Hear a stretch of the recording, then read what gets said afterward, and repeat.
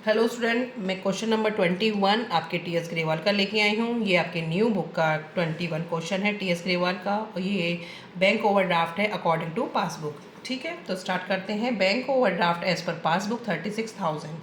तो bank overdraft लिख दें पासबुक का, या फिर लिख दें debit balance as per passbook. ठीक है स्टूडेंट, तो फर्स्ट को मैं ऐसे भी लिख सकती हूँ, कैसे भी आप लिख सकते हो आप इसे, बस आपको समझ आना चाहिए। Bank overdraft as per passbook, it means ये आपका डेबिट बैलेंस है। डेबिट बैलेंस में क्या आता है पासबुक के? विड्रॉल। ठीक है, विड्रॉ ज़्यादा कर दिया है, डिपॉजिट्स कम थे, तो आपका कितना है, माइनस में जाएगा 36,000। इसको आप क्या लिख सकते हैं, debit balance as per passbook.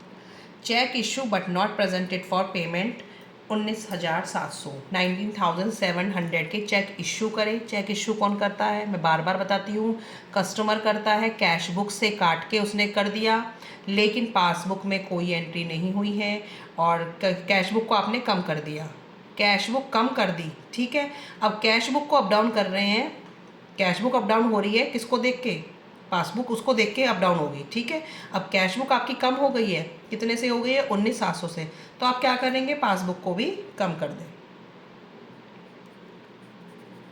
Check issued but not presented for payment.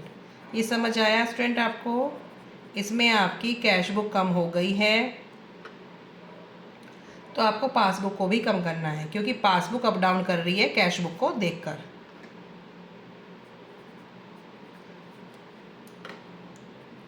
जब हम कैश बुक के अकॉर्डिंग चलते हैं, अगर कैश बुक का बैलेंस होता तो हम क्या करते कि कैश बुक आपने कम करी, पासबुक में कुछ नहीं हुआ तो कैश बुक को बढ़ा दो। बट यहाँ पे क्या हो रहा है, कैश बुक कम हो रही है, कैश बुक अप डाउन करेगी, तो वैसे ही आपको पासबुक को करना है, उसको देख के। Cheque deposit with the bank but not collected 25,000। Cheque deposit, bank जो कहते हैं कि कस्टमर ने जो थे अपनी कैश बुक में चेक डिपॉजिट करा लिए, बट बैंक में कुछ नहीं हुआ, तो कैश बुक बढ़ गई, तो इसे भी बढ़ा दो। Check deposited but not collected, मैं थोड़ा शॉर्ट में लिख देती हूँ, आप भी ऐसे ही लिख सकते हैं।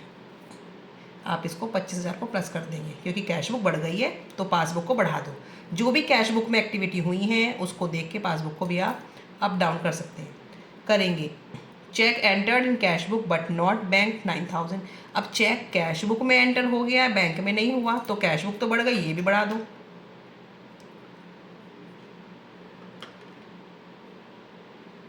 सेम ही है, ये वाला सेम ही है, बस लैंग्वेज थोड़ी चेंज है।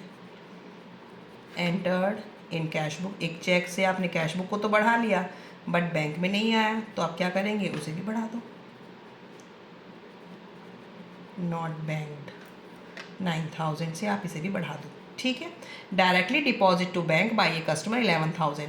जब हम कैश बुक के अकॉर्डिंग चलते थे तो पासबुक में ये बढ़ गया अमाउंट। ठीक है, किसी जो कस्टमर है उसने डायरेक्टली पैसा बैंक में डाल दिया, कैश बुक नहीं बढ़ी, तो हम कैश बुक को बढ़ाते थे। लेकिन अभी क्या है, पासबुक तो आपकी बढ़ गई, लेकिन कैश बुक में कोई भी एक्टिविटी नहीं हुई है। ठीक है, तो क्या करेंगे, कैश बुक आपकी कम है, तो पासबुक को भी कम कर दें।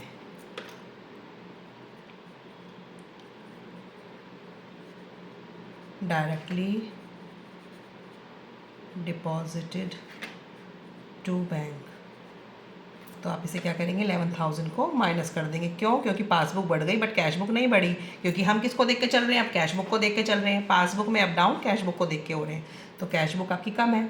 अब आप क्या करेंगे, इन तीनों का प्लस कर देंगे, तो ये मेरा अमाउंट आ रहा है 66,700। स्टूडेंट आप भी करके देखें इसको, मैं अपने आप इसको मैंने साइड में कर लिया है।